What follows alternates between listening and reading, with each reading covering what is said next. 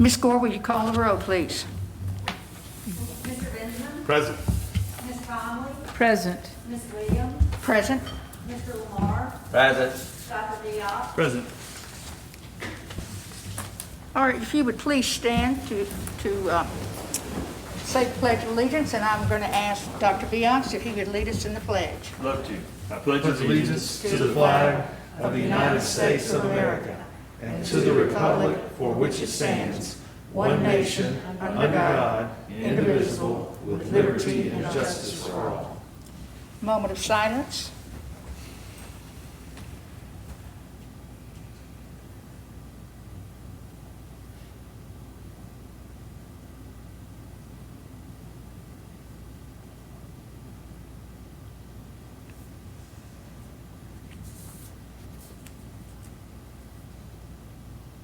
Thank you. I do see we have some citizens' comments. And before we start, I would like to say just a couple of things. First of all, I'll need you to, let me take this off so you can hear me for a second here. State your name and address for the record for us. There is a 2-minute time limit per speaker. And I want you to know that the comments you make are heard by our school board members. However, the meeting is not a question and answer time. I appreciate your cooperation. Our first speaker is Holly Littlefield. Holly? Okay. Am I allowed to pull this down just a second? Absolutely. Thank you. We won't be able to hear you. I tried to get this down to 2 minutes as fast as possible. I'm Holly Littlefield. My husband, Jamie Littlefield. We reside at 5991 Ewing Boulevard in Arlington. Our concern today is the GPA of transfer students. At the beginning of 2020, we were required to move our family from Georgia to Memphis to support my husband's job. He's been called to protect and serve this country as a former Marine and now as his career as a Deputy U.S. Marshal. Upon moving here, our only priority was to find a school system that would give our kids the best education possible to yield the most opportunities post-high school. That's why we chose Arlington. The grading scale from where we came was a 10-point grading scale. When we moved here, it's a 7-point grading system. During the enrollment process, it was never once explained to me that my son's grades would be adjusted to meet the numerical scale of Arlington. Actually, the opposite was true. We were assured my son's grades would all be converted exactly as he had earned them, meaning an A for an A. My son has made straight A's since moving to Arlington, yet his GPA has gone down. He is a senior now, which this will now affect him going forward. Although the 10-point system seems a tenth of a point seems minuscule, studies show that students with a GPA of 3.5 or higher are twice as likely to earn a private scholarship than a student with a 3.4. The policy from the school of which we came from was that a letter grade from any prior education would be converted over to the same letter grade to make sure the student did not lose value in their GPA. In my research, I found this to be the same policy at almost all the high schools I looked up. The Arlington policy, however, is that transferred grades would be converted to the ACS grade chart. The policy does not specify if the grade would be converted based on the letter grade or the numerical grade.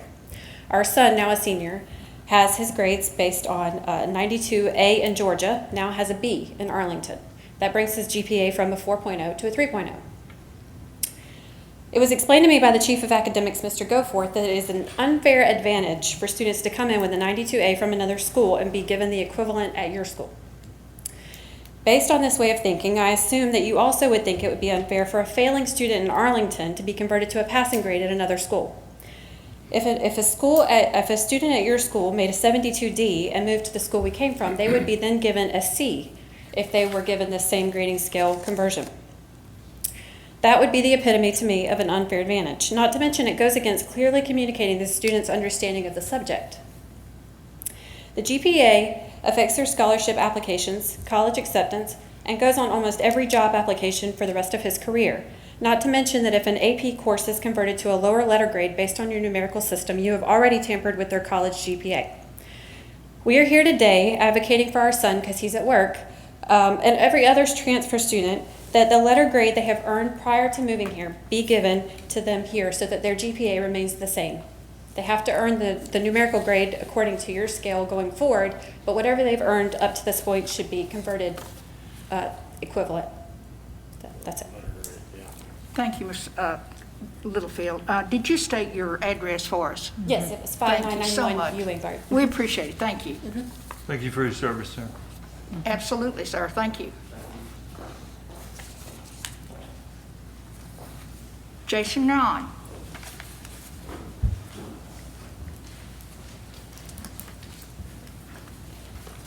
Hey, good evening. I'm Jason Yawn, 12183 South Shady Tree Lane.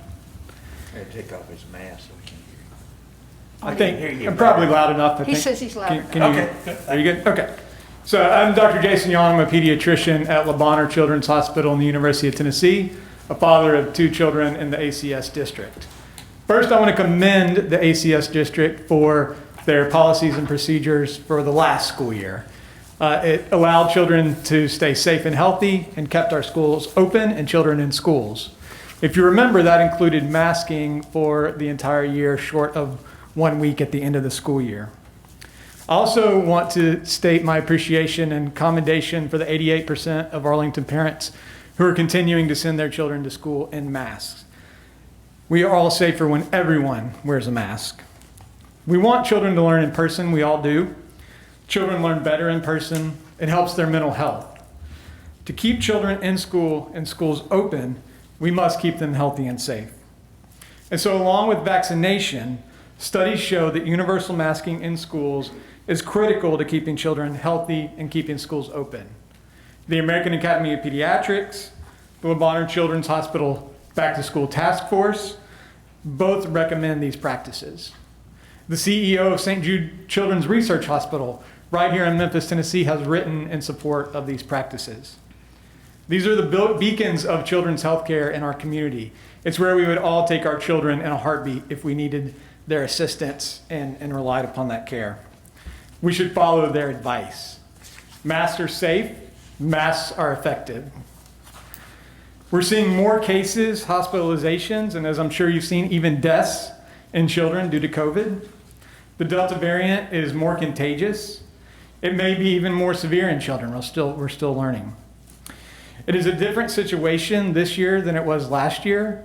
We must recognize that and we must respond accordingly. I urge ACS to strongly recommend that children wear masks at school at all times. It's the best option we have right now to keep schools open and keep children healthy. I urge ACS to require masks if that becomes possible again in our state.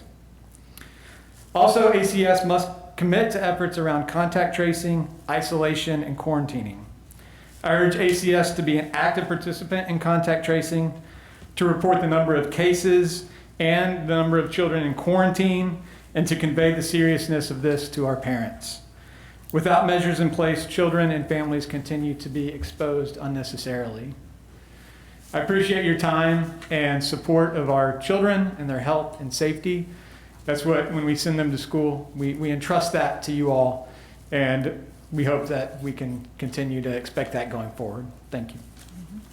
Thank you, Dr. Yon.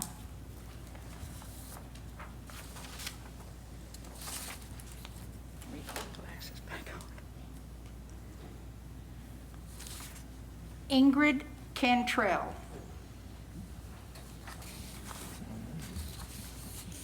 My name is Ingrid Cantrell, 6160 Windsor Oak Drive, Arlington. I know a few of you already. Can you guys hear me okay, or should I take this down? I'm Spanish, so I'm very loud. I can hear You you. got It's me? up to you. Okay, I'm good. So I'm a parent of a middle schooler and a high schooler here in Arlington. I have a degree in health education, specifically epidemiology, and a physician assistant pediatrics, and most recently in allergy and asthma and immunology. So I actually will say exactly what he says, but more on a logistical standpoint and from a parent point of view. I've spoken to the urgent care providers here in Arlington, as well as the family practice providers here in Arlington, and they just want to convey some information to you, which you probably already know, but as a parent, I want to go from that point of view. So number one, I would love for Arlington Community Schools to continue to be forthright and do the best that they can, better than the other school districts, which we have done in the past, and that's why I love living here and I love having my kids here. One of those things that I've seen us that we can do a little bit better in is the database. We don't legally have to make a database for dashboard for COVID, okay? Germantown has a great dashboard. Collierville has a great dashboard. I would love Arlington Community Schools. I know we have the resources to do it, to create that. I think that would help a great deal for the parents to feel like, okay, we are counting the numbers, we see them, and with that information, we will act accordingly. Does that make sense? So I feel like the parents would just feel more comfortable if we had that database out there. The other thing is more of the contact tracing. So I would love to say that the health department has the resources, but friends that I know that work in the health department with the numbers that we have right now at 4,000, we don't have the resources here in Memphis to do the contact tracing we need to. So we really, really need the help of the school districts, especially Arlington Community Schools, to help with that contact tracing. So I don't know if we have the resources logistically. Would love to see that happen, because the health department says person John Doe is sick and they call the school. I don't know if we have the resources to say, hey, John Doe is not masked, number one. So that means that everybody 3 feet around John Doe needs to be contacted. Not 6 feet, because John Doe's parents decided not to let him mask, okay? So there's number one. I don't know if we have the resources to do that or not. Number two, John Doe eats in block B for lunch. I don't know who John Doe sat with. So that's another huge link that I think we're missing. Again, this is my epidemiology background, you know, that I'm seeing some of these maybe little things.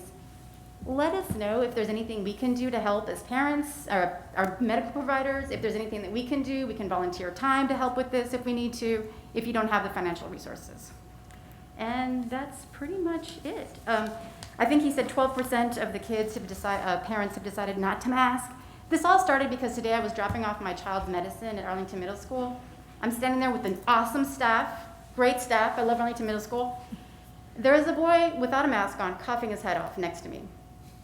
One of the staffers came in and said, you know what, I know your mom opted out for you not to wear a mask, but because you're coughing, can you please put a mask on? Meanwhile, another little boy is vomiting in a trash can in the office. That's a big deal here during COVID. Let's just try to stop that. Thank you. Thank you, Ms. Cantrell. Score, is that all the citizens' comments?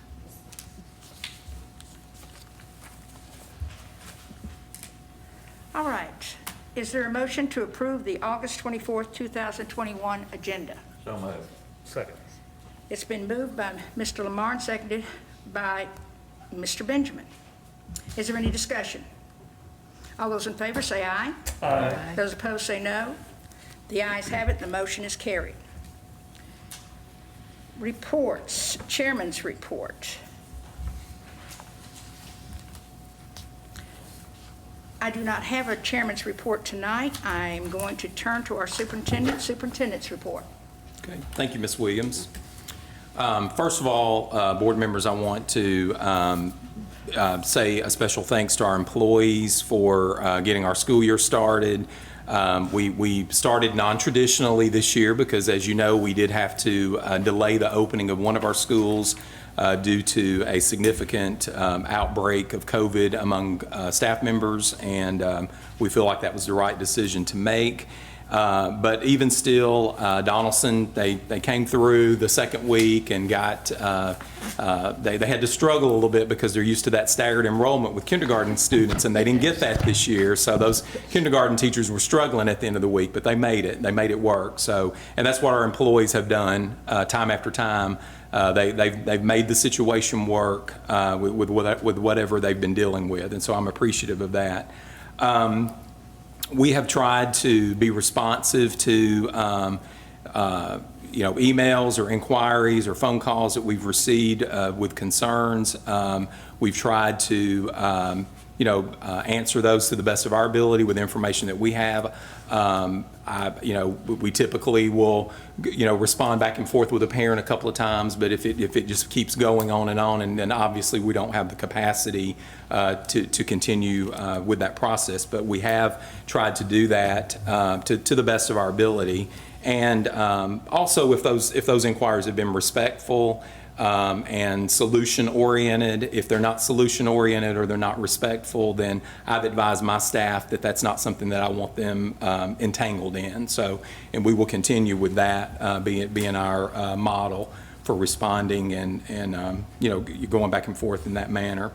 I also want to say special thanks to Captain Vicki Williams, who also gave us some additional resource officers or officers on the street for the first few days of school, dealing with traffic and those typical first week of school things are going to happen that I think people forget about from year to year, and especially this year at the high school with us being back full capacity.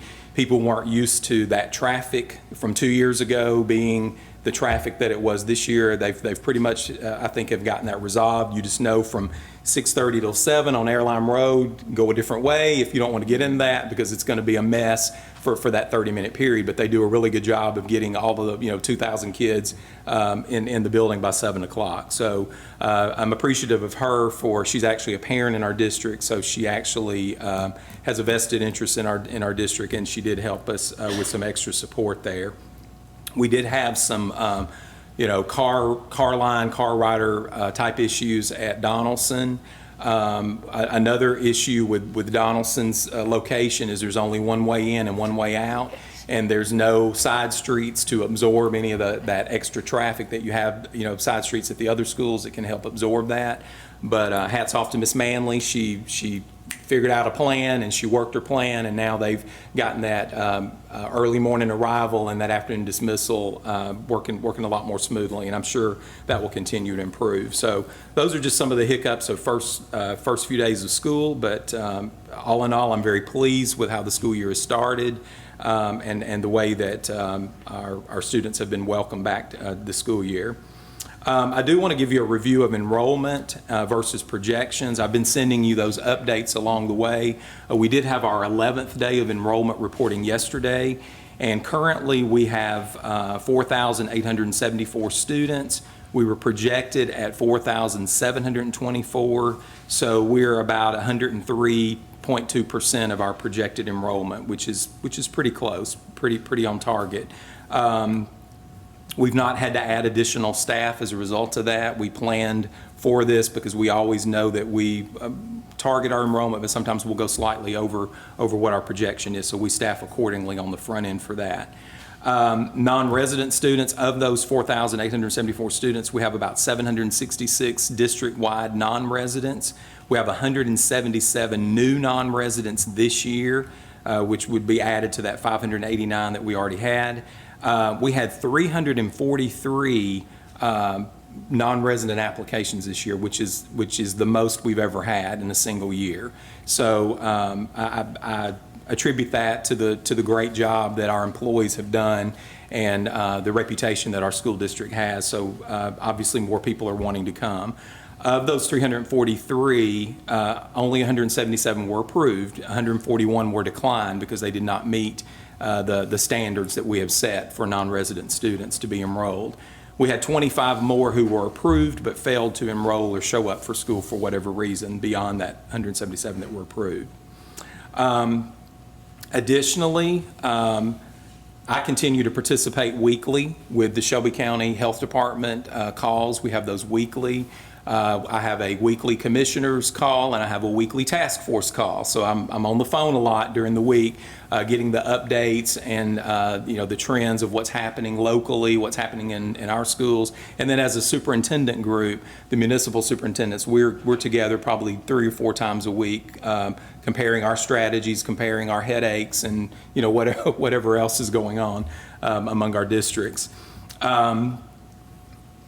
Just adding some community events. It's been a while since we met, since we didn't have our July meeting, so it's been a while. Some of the things that I've been participating in, I was a guest speaker for the Northeast Rotary Club a few weeks ago, and I will be the guest speaker for the Arlington Chamber of Commerce luncheon. That's September the 8th. I hope that you all can come. We'll be giving an update of what's going on in the school district, similar to what we did last year. I'll also be participating in an upcoming TOSS event for aspiring superintendents across the state. I was asked to be a speaker for that as well, so that's my first go at the rodeo on that level, so I'm excited about that opportunity. So those are just a few community things that I'm involving myself in. I also want to give a special thanks to Mr. Lee Mills and Commissioner Amber Mills. Mr. Mills is president of our Arlington Education Foundation. He was able to apply through the county commission and get us a $20,000 literacy grant. And so that grant is already being used for ebooks and other textbooks, supplements for our students in lower grades to improve literacy. So special thanks to them for helping make that possible. At this time, I want to introduce a couple of people that we've talked about before, but they've never been able to make it to our meetings. And you may have already met them because I feel like they're old hats around here now, but they're still kind of new employees to us. But I want to introduce Miss Barbara Arnett.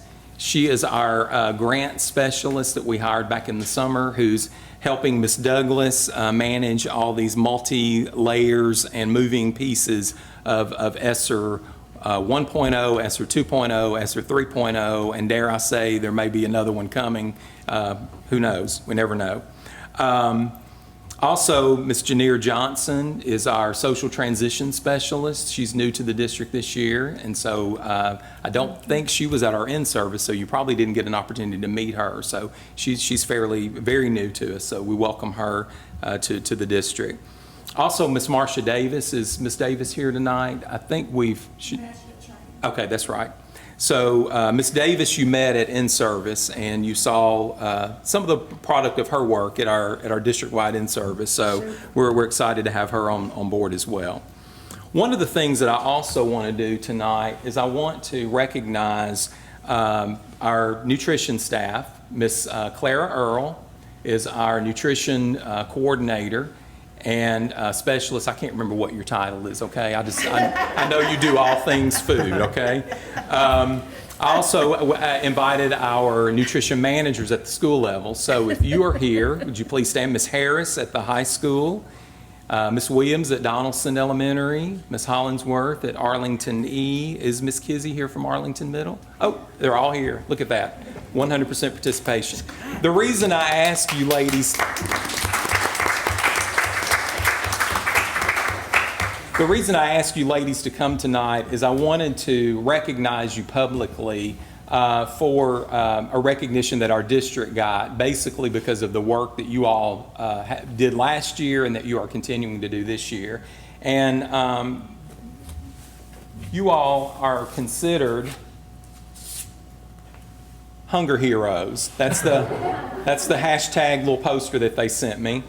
But they also sent a certificate and a nice plaque, and it says, Tennessee League of Hunger Heroes, Arlington Community Schools, School Nutrition Team, in recognition and sincere appreciation for your commitment to hunger relief and your superhero determination to get kids the nutritious meals they need.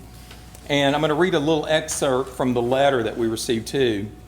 It says, we're taking the opportunity to celebrate our incredible school nutrition staff and their commitment to ensuring that students have the nutrition they need to learn. For over a year, schools across Tennessee have stopped at nothing to shift operations and adapt their meal programs to curbside pickup, home delivery, and classroom feeding.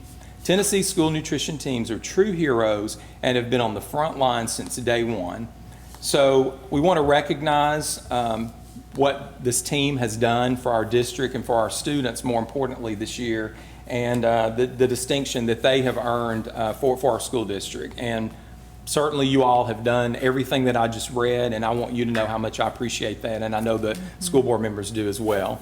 And there's more. They sent us a lot of swag with this. So you get a plaque, a certificate, and then your hashtag Hunger Hero poster that you're going to get. So if you would, I'm going to put my mask back on.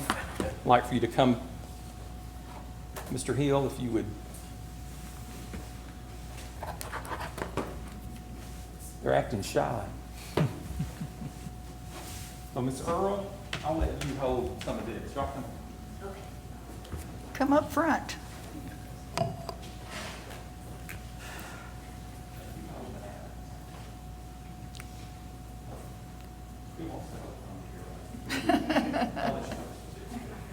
Y'all can share it.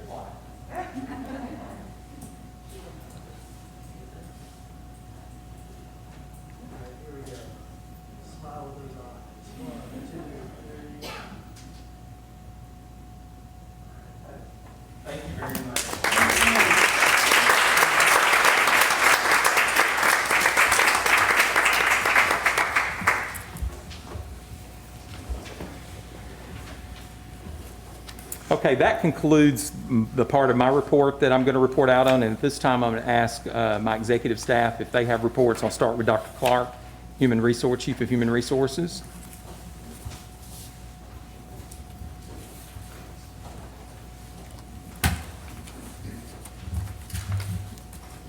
Good evening. So, staffing. We do not have any certificated staffing positions open, so all the teacher positions are filled at this time. We had a recent resignation this past week in a classified full-time, and then 2 part-time nutrition techs, one at AMS and one at AHS. So for this upcoming school year, we hired 49 new hires. That was a result of resignations, mainly moving out of the area and out of state, retirement, as well as there was a couple of new positions. We have a total right now of 71 substitutes ready and working to fill in positions that we need when teachers have to be out.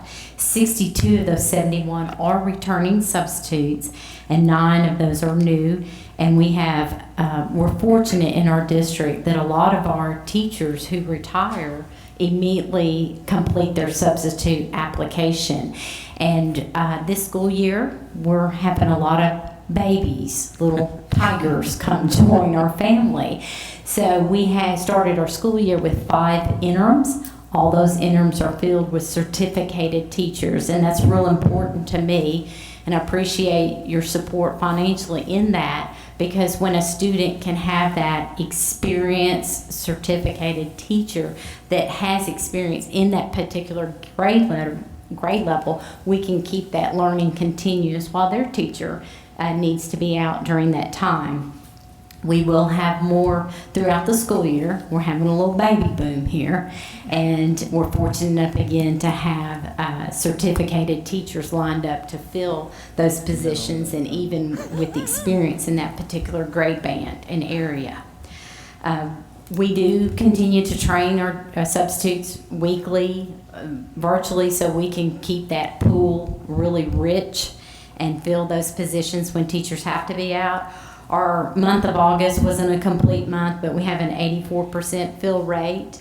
And then with our recruitment, right now the only job fair that they're starting to go in person, and I am going to be attending a job fair at Murray State. So I'll be watching that closely and participating virtual as well as any in person. And that's it. You said the fill rate is 94 or 84%. It's 84. Okay. With some of the impact we've had with COVID, Okay. there was some of that, but we're watching that closely and making sure that when we have an unfilled job, I contact the principal, make sure that we're utilizing everyone in that pool. And so in the past week, I've worked with Mr. Yao and the principals to try to close that, because last year we were fortunate enough to keep it in the 90 percentile, and we were proud of that. And so we feel like now we'll be able to get that as well. But of course, I had to use 5 of those for interims, and those 5 do make a difference when they're not in an interim position substituting. Okay. Thank you, Dr. Clark. Mr. Goforth, Chief of Academics.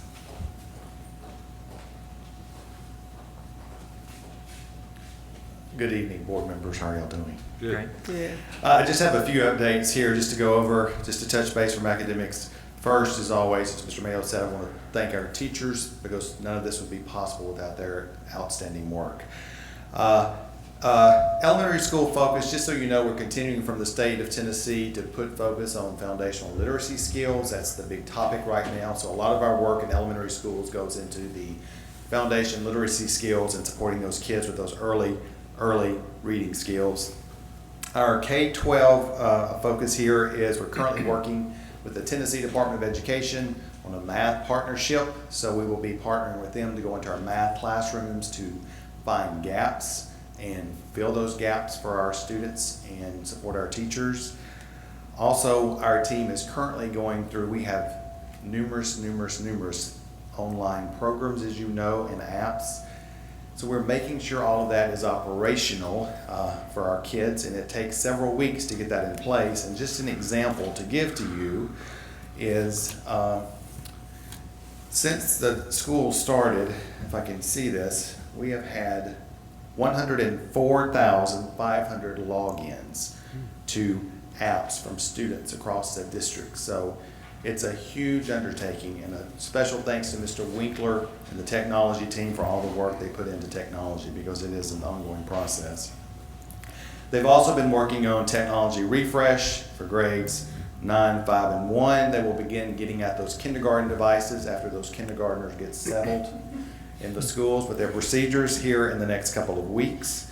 We're continuing to have a focus on STEM in all of our schools. We will begin a multi-year certification process with the state in our middle school and high school first to get STEM certified, and we will move that down to elementary schools.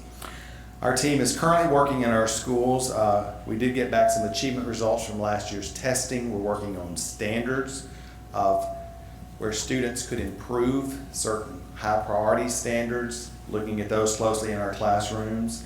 We've been putting a lot of emphasis this year into our special education services, our teachers and our students, to make sure they get the best support, because as you know, a lot of our students coming into kindergarten were not anywhere last year, so they had no socialization. So our team is working extra hard on transitional plans and skills to get those kids adapted to kindergarten. Another thing to point out is we're excited about, sometimes we forget about it's over there, but we have a great TV studio at Arlington High School.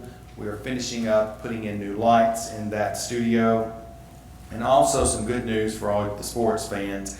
It is our goal, now technology is involved, so remember that, but the high school and the TigerLife media team, they're committed to try and broadcast all of the football games at Arlington High School this year. Now, the past couple of years, they sort of were picking and choosing, but they said they have the students to do that. So we're hoping to get all of our games at the high school broadcast live this year. So it's exciting for us. And I don't know if you've seen them in the past, but they do an outstanding job for this community. So It's the same play-by-play kid that does it. He was good. he was really good. Awesome, He was really good. Great, did a great job.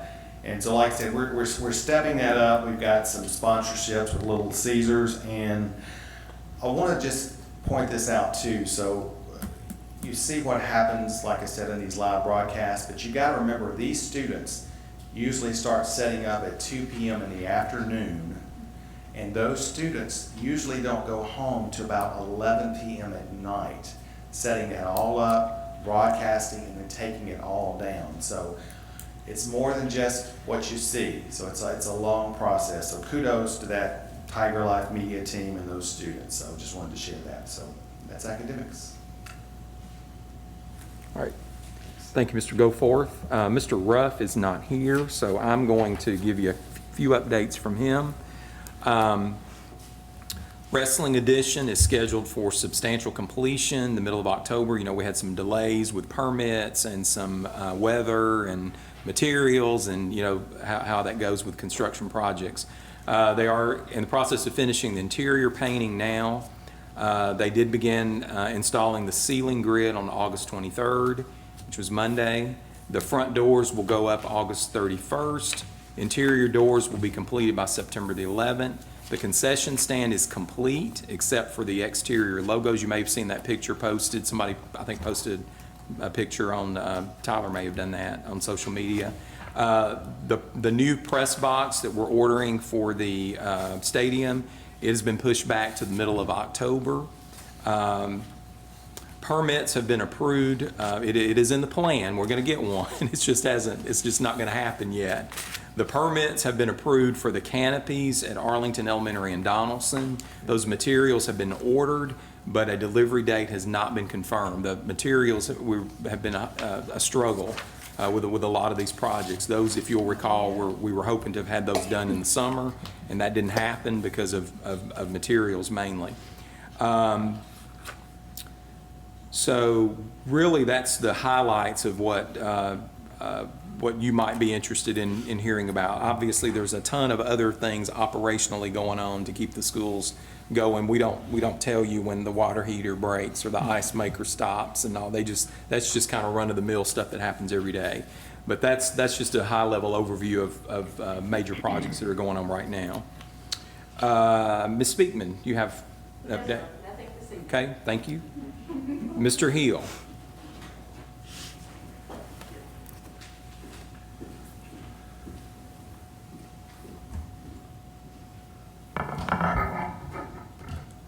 Good evening. I'm going to throw something up on the TV, not physically. This is just Oh, screen good. hearing. Okay. That I want to show you that I think is pretty exciting for our district. So let me make this full screen. So as you know, we have the sponsorship package that we started last school year, but really officially kicked off this year. One of the sponsors that has purchased a panel at both the Jumbotron and inside the gymnasium is Ortho South. They've been an awesome partner of ours for several years with our athletics and them sending out athletic trainers to make sure our athletes are staying safe. But one of the other things they wanted to do this year was to sponsor an athletics website for us, and that is what is on the screen right now. Really cool. So this is kind of, I would say, kind of like a soft opening for this website. We haven't officially launched it because there are still some of the things that we have to do behind the scenes, like getting the URL change. It's going to be acstigers.org. But technically the site is live right now. Coaches are already using it. But what's great is, you know, in the past, some sports have had their own website, and they do really well with it. Other sports didn't have a website presence at all. And so we weren't able to capture all of the athletics that we offer district-wide. And so this website brings all of those sports that we offer both at the high school and the middle school under one umbrella, one athletics website. And so every time a coach posts updates or different things that are going on with their own sport, it goes to this website. And so it has feature stories, it has latest news, like I said, all of the final scores of each game, and then of course upcoming events, which is huge. So in one place you can see the calendar events for all sports across the district. So this is something we're really excited about. It breaks it out by fall, winter, and spring, so you'll easily be able to follow the different teams. So we hope within the next couple of weeks we'll really start to promote it within the community. But again, it technically is live right now, and so hopefully that you'll be able to enjoy it as board members. While we're on the topic of athletics, I am excited to also talk about family engagement nights that we are doing this year. We've had family engagement nights in the past at the Redbirds game, where each school will send different performers and representatives to go out to the Redbirds games to perform. But this year we thought it would be fun to bring it in-house, to bring it to Arlington. And so we will be having family engagement nights at different sporting events or at different football games. And so I wanted to give you those dates. Arlington Middle's Family Engagement Night will be September 17th. Arlington Elementary's Family Engagement Night will be October 8th. And Donaldson Elementary's Family Engagement Night will be October 29th. Of course, every night is Arlington High School night at the football game since it's at their school. But each of these nights, each school will send over performers from the choir to the band to cheerleaders and dancers from the middle school. The elementary schools will also have performers as well. And we're hoping to just bring families in, bring different performers in, really showcase the talents that they have at each school, and just kind of have that atmosphere that we've typically had at the Redbirds games here at home in Arlington. So those are the dates. We're really excited about that. And that is all I have. Thank you. Good. Thank you, Mr. Hill. Okay, I skipped Ms. Douglas earlier because you're going to hear from her a little bit later on the agenda. She's going to give you a lot of information about ESSER. But I also didn't say anything about our test scores. That I've shared that with you because I didn't want to steal their thunder, either Mr. Goforth or Ms. Douglas. But I guess they didn't. They felt like we talked about that enough. They're probably sick of it. We communicated, and you saw the scores, and I'm very pleased with those that we know about so far. We do have some other information that's still under embargo that we'll be learning about all the way, I think, through mid-September. We'll be getting some more information about school rankings, school classifications, and those kind of things. And Again, you know, I feel good about where we are, considering the year that we had last year.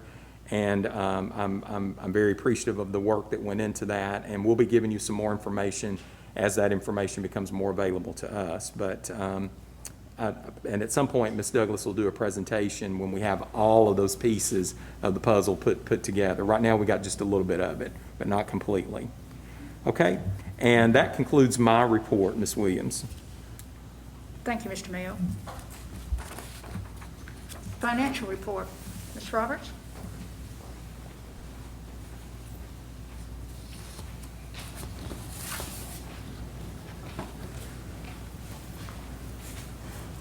Good evening.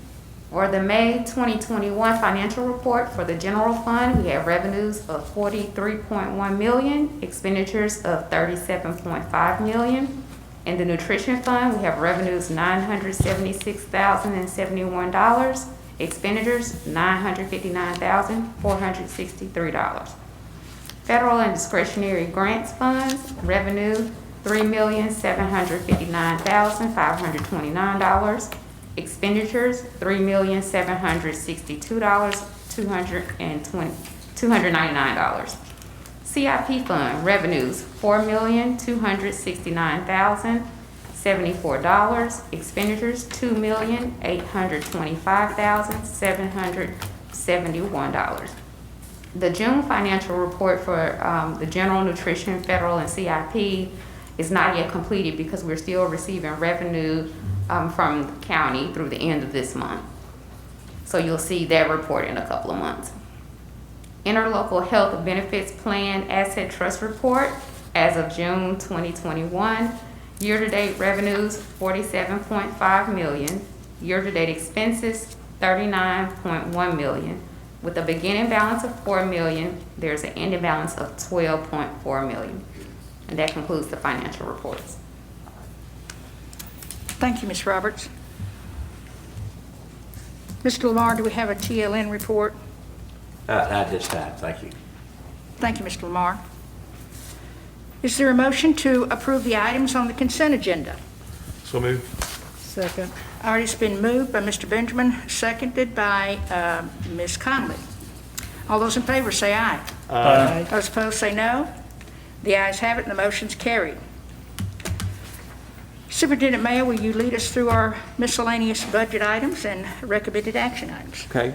So the miscellaneous budget item, Resolution 2021-12 of ACS Board of Education, is a budget amendment. This is our typical monthly amendment that we have to make when we need to make transfers within budget that comes just before you. It doesn't have to go back before the town because it doesn't change the overall value of our budget. Some of the items that are necessitating this is one I mentioned earlier, the grant that we received from the Education Foundation that has to be shown as revenue, so that requires an amendment in our grants budget. Also, additional items we transfer for benefits, or if we don't need benefits, then we use it for instructional materials. So with that is my recommendation that you approve Resolution 2021-12, amending the 2021-2022 schools budget. Motion to approve. Second. All right, y'all going so fast on me, I can't keep up. Let me see, hold on now. There's been a motion by Dr. Viox and a second by two people, so I'm going to choose Mr. Lamar this time. So, is there any discussion? All those in favor say aye. Aye. Opposed say no. The ayes have it, the motion's carried. Woo, we're moving now. Get ready. Okay, so the next item is Resolution 2021-13, and I'm going to read this. It's a long one, and then I'll try to elaborate on it just a little bit. Resolution 2021-13 of ACS Board of Education to support our students and teachers by requesting the Tennessee General Assembly to amend Public Acts of 2021, Chapter Number 1, to include a provision allowing school districts in the state of Tennessee to make retention decisions for third grade students based upon school district data which demonstrates an understanding of ELA. So basically, a new law was passed that there is a trigger to retain third grade students. And if students make a certain score on that one-time test, then they are to be retained in the district. And I think this resolution, Ms. Williams may want to speak to it as well. This resolution speaks to the belief that there are more than just one indicator of a student's success or a student's need to be retained in third grade rather than just a single setting of a test. And so with that, it's my recommendation that you approve the resolution 2021-13. All right, do we have a motion? So moved. It's Second. been moved by Mr. Benjamin, second by Dr. Viox. Is there any discussion? I would just like to say that certainly this needs to be done, and we are hoping to get this sent into Tennessee School Board Association before September 15th to get it heard on the floor in Nashville for our delegate assembly. I know a guy, Miss Williams. I bet you. And so we could get it a We part. can get it in there. Amen. Get it a part of the Tennessee School Board Association legislative agenda. And if there are any teachers in the room, I bet there is, and educators too, hey, y'all need to make sure that people hear you on this too, because it's really important. So I certainly am thrilled that we're doing this, and I want to thank Ms. Spinkman for helping us get this together. Any other comments?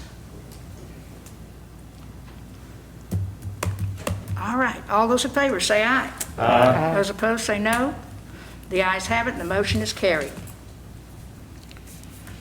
Okay, the next item is Resolution 2021-14 of the ACS Board of Education adopting the Shelby County Hazard Mitigation Plan.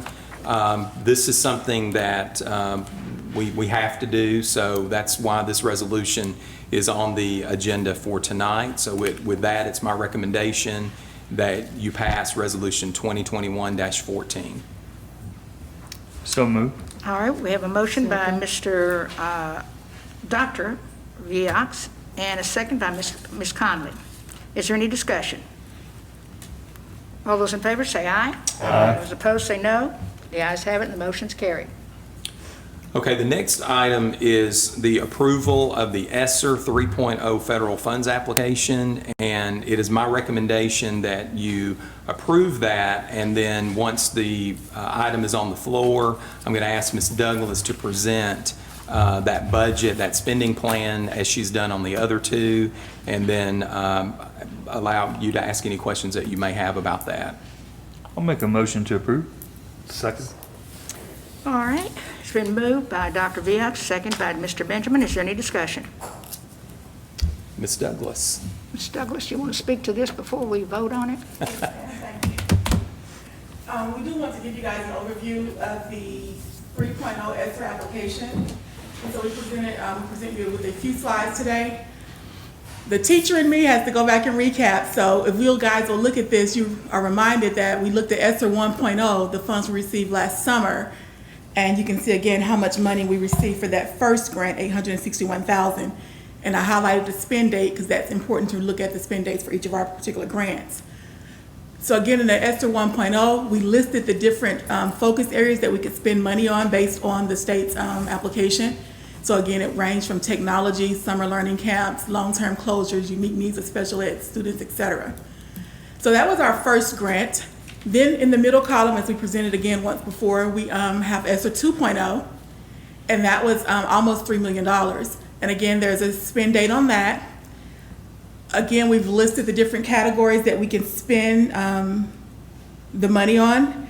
Notice in red text, and again, we reviewed this last time, the red text in both columns, it started off being called summer learning and supplemental programs, and then in ESSER 2.0, they just changed the language and began to call it learning loss and learning acceleration. So the red text would be the same categories. And then you begin to see in blue what was added. So on the second grant, they began to allow us to use money for facility needs and deferred maintenance infrastructure, et cetera. So that would be the difference here. By the time we got through that second grant is when we started realizing we needed some more help, and the commissioner started saying we're going to get a 3.0 grant, and so you need some more help. And thus we've hired Ms. Barbara Arnett to support us with that. So currently we're working on this ESSER 3.0 grant. It's $6.5 million, and again, you see the spend date is 2024. So we're leveraging these funds across 3 years and meeting our different needs. Again, in this column, we've listed the different focus areas that we can spend the money on. You see some of the same items. That second bullet, addressing learning loss, with this 3.0 grant, at least 20% of the funds have to be spent on learning loss. And so we built that into our plan as we talk about tutoring before school, after school, summer, some of the materials that we need. So we did have to get 20% of those funds toward learning loss. And then again, down there in blue text, anything that was added new. So with this 3.0 grant, they're allowing us to spend more money on high quality instructional materials for math and literacy, as well as public health coordination. And then again, that last line says administrative cost. And again, that was the commissioner's plea that we needed to have personnel to manage this grant because it's a big load, it's a lot of documentation. So, but with administrative costs, we can only put up to 5% of ESSER 3.0 funds toward staff. So that will be a review of the first two grants and then where we're headed with this ESSER 3.0 grant. One of the criteria for this grant application is that we must conduct a community engagement survey, and we were able to do that this past summer. We did launch a survey over the summer, sending out to all of our families and multiple stakeholders. Another requirement was that that survey had to be published in multiple languages, and we were able to do that as well. We received more than 1,400 responses, and those responses came from families, parents, elected officials, school board members, administrators. We tapped into local business owners, civil rights organizations, disability organizations. All of these are requirements that we had to reach out to for us to be able to apply for this grant, and so we were able to document that we targeted those different audiences as we collected feedback on how to spend these funds. Also on this slide, you can see part of the requirements. Again, we had to reach into looking at English language learners, representation from the homeless population, if there are organizations or businesses that actually target those groups, we had to get their feedback as well. So we were able to push this survey out to a number of people and get their feedback. And as you can see here on our last bullet point, participants could leave comments, and we did collect almost 1,200 different comments, people giving their detailed feedback of how they would like to see these funds spent. And so the team has been able to actually read through those comments as well to make sure that we're on the same page with our stakeholders and actually allocating these funds in the way that they need to be allocated.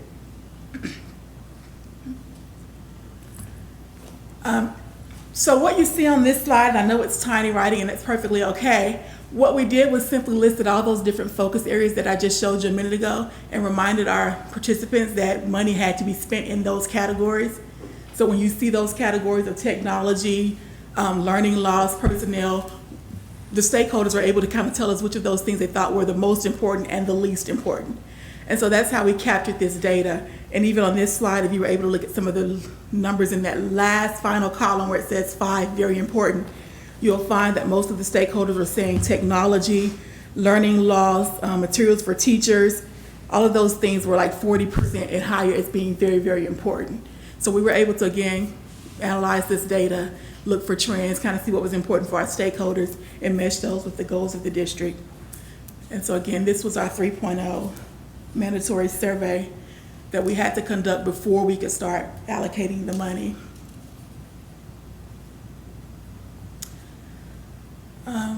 Looks like my visual got distorted here. But again, of that 6.5 million, and we've seen this visual before in our other grants, I simply listed all those different categories that we could spend money in, whether it was technology, learning loss, learning acceleration, et cetera.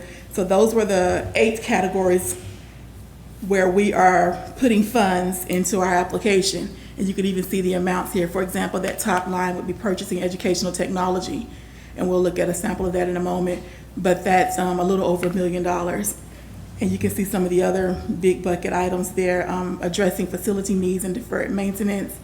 Learning loss, of course, had to be at least 20%, so you can see that's over $1 million as well. So that's big. We can see it on our screen up here, Ms. Douglas. Thank you. All right, so that's big picture. And again, I'll keep with our format in the past of giving a couple of examples of line items for these categories. And so I'll speak through a few of these. For example, that first category would be the iPad refresh. We know that each year we pick certain grade levels and Mr. Russell works to do that refresh.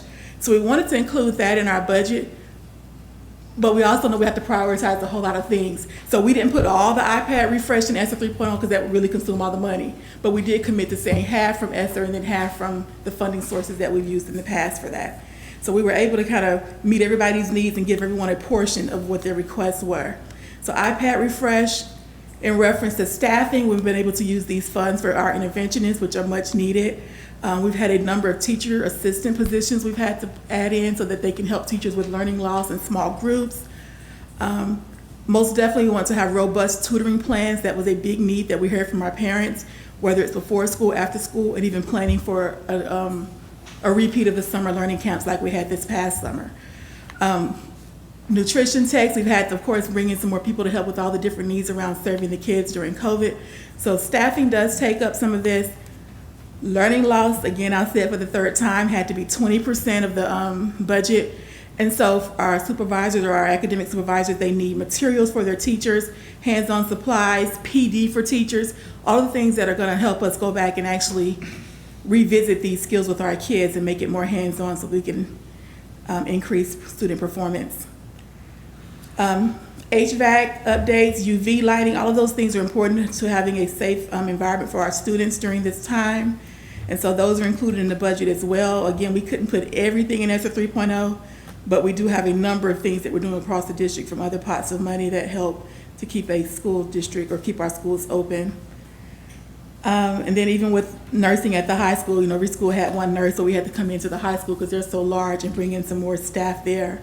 So those are the types of things that we're using the 3.0 funds for. And continuing our SCAs, our safety compliance assistance, that's an important one to keeping our schools open as well.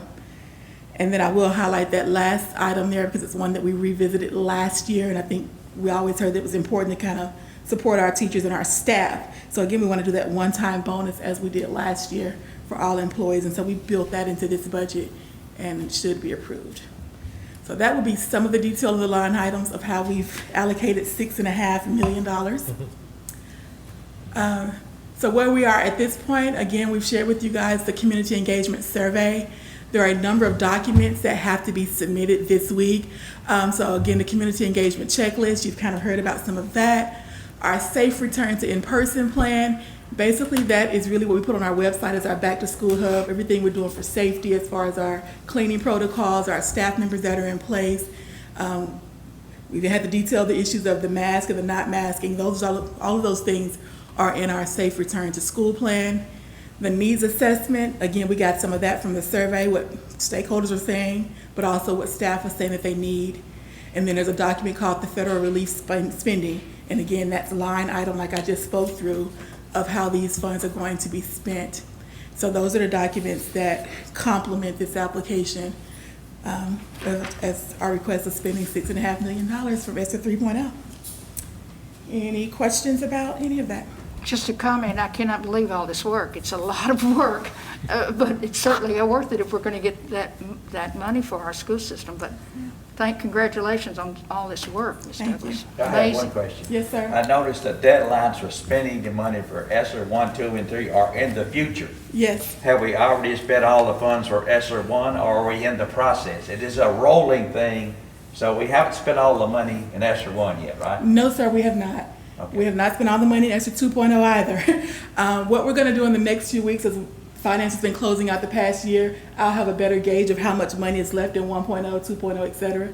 And the plan is actually to go on and print our spreadsheets, and it kind of sounds elementary, but we have all this money, it kind of helps. I'm actually going to go and write down the personnel, like if it's nutrition, I'm going to write Clara's name. So I'm going to go let everybody know how much money they have left in each of these grants, and then remind them of what the deadlines are. Yeah, So well, I think ESSER 1 was 2022, so we are a year out from that. Yes, sir. We will spend that money prior to the deadline. Oh, absolutely. Absolutely. We don't want them to take it back, right? Okay, so you've answered my question. Because you see September here, but our in-house deadline will be several months prior. Yes, sir. Thank you. You got me covered. Okay. Thank All you. right. Yeah, I Any just other want questions? I want to say this in no way represents the work Absolutely. that has gone into this from Ms. Douglas and her staff. This was really messy to start with because she sent every department, including me, all of us had, our wish list and what we thought would be worthwhile. She had to take all of that, pull it together, pare it down. We met about it again, prioritized, looking at the survey, looking at the request, and then what you see here is the product of that. But I can't begin to tell you that the time and the hours that went into this. That is why we needed Ms. Arnett to join us, because the thing we've learned about ESSER too is that it's moving. We may say today we're going to spend it on this, and then something will happen where we won't need all of that money. So then we've got to go back in ESSER, reallocate it. There's a paper trail. It goes on and on and on. So we're definitely going to spend all of it. And we're not going to leave a penny behind, but we have to allocate, or have to document every penny that we spend, because it is federal money, and we've been told we can expect this to be audited in the future. So we're keeping that in mind as we work through this process. Sure. So thank you, Ms. Douglas, for that. Absolutely. Thank you, Ms. Douglas.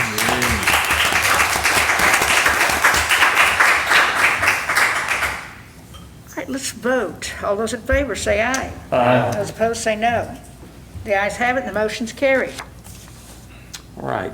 The next item is the approval of the fuel purchase contract to Parham Energy. Screen just sped off on me. Approval of fuel purchase contract to Parham Energy Group in the amount of $115,000. This amount has already been approved in the general budget. When you approve the budget, it's already in there. But because this exceeded $100,000, it is required to come before you to vote on this individual contract. So it's already in the budget. You're voting on the contract because it's over $100,000. If it was 99.9 or whatever, you wouldn't be voting on that. But since it exceeded 100, we had to put it on the agenda and get the board to vote on it. So with that, it's my recommendation that you approve the fuel purchase contract to Parham Energy in the amount of $115,000. Okay, is there a motion to approve? I beat you. Motion. All right, made a motion by Ms. Conley. We have a second? Second. Second by Mr. Benjamin. Is there any discussion? I only had one question about Sure. that. Is that, are we like pre-purchasing at a specific rate? Is that what we're doing there? I didn't fully understand that. Is that essentially what we're doing? I think that's right. I think what we're doing is we're locking in a pre-purchase price, and it's projected out that it's going to cost this amount of money over this specific period of time. Yeah. And so I think when we put this in here, it was probably less than $115,000, but we always budget more than what we think we're going to need. So it's in the budget, but it just came back a little bit higher than what we had anticipated. Therefore, we had to bring it. Gotcha. All right, any other discussion? All those in favor say aye. Aye. Those opposed say no. Motion is carried. All right, I think we're here at the adjournment. Do we have a motion to adjourn? I got one now. Oh, excuse me. Got one now. On Sunday, November the 7th, this involved the middle school. For 15 years, we've been doing the Veterans Day program at Devil Square, and the middle school started in 2005. On November the 7th, we moved to the new facility, which is in the park, and I've been wanting to do this since I've been doing this for 15 years. We're going to honor the Navy. It's going to be Navy Day in Arlington on Sunday afternoon, November the 7th. The speaker's going to be a Navy person. The chaplain's going to be a Navy person. The speaker, I've got a guy do this grand old flag. He's going to be a Navy person. So it's going to be Navy Day in Arlington at 3 o'clock. We're meeting tomorrow, Mr. Ruff, to try to get the band on the stage. We think the stage is too small, but we're going to try to work out to get the entire band though. So I'll be asking the mayor to make a little address and our superintendent to make a little address, because we have several hundred students who are Navy people in our schools. So we're working on that, and it's going to be a good day in Arlington, November the 7th at 3 o'clock. So you'll get the published of that. Navy Day in Arlington, November the 7th. Thank you, ma'am. You said at Forest Park, Mr. Lamar? That's correct. That's in the new state. Got it. All right, do we have a motion to adjourn? Did we already get one? Ms. Conley. Do we have a second by Mr. Benjamin? It's been moved and seconded. The meeting adjourned. All those in favor say aye. Aye. Those opposed say no. The ayes have it. The meeting is adjourned. Thank you, everybody. for being here.